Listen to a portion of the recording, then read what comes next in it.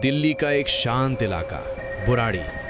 यहाँ रहने वाला एक साधारण सा परिवार जिसकी जिंदगी बाहर से बिल्कुल सामान्य दिखती थी, लेकिन एक सुबह इस घर के अंदर जो देखा गया उसने पूरे देश को हैरान कर दिया। एक ही परिवार के 11 लोग और एक ऐसा रहस्य जिसका जवाब आज भी पूरी तरह साफ नहीं हो पाया। ये परिवार कई सालों से बुराड़ी में रह रहा था। मोहल्ले के लोग उन्हें मेहनती और शांत स्वभाव का मानते थे।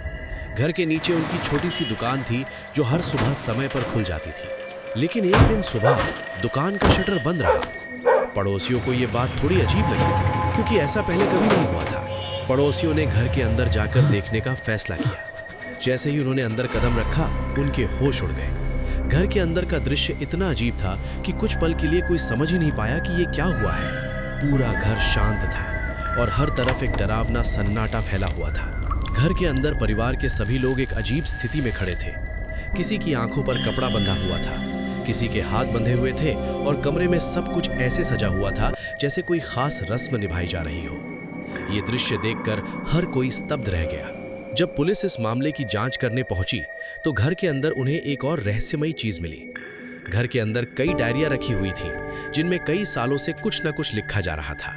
इन डायरी के पन्नों में अजीब निर्देश लिखे हुए थे और हैरानी की बात यह थी कि घर के अंदर जो दृश्य था वो लगभग उन्हीं निर्देशों जैसा था। डायरी में लिखा था कि अगर परिवार इन सभी बातों का पालन करेगा तो उनके पूर्वजों की आत्मा उन्हें बचा लेगी।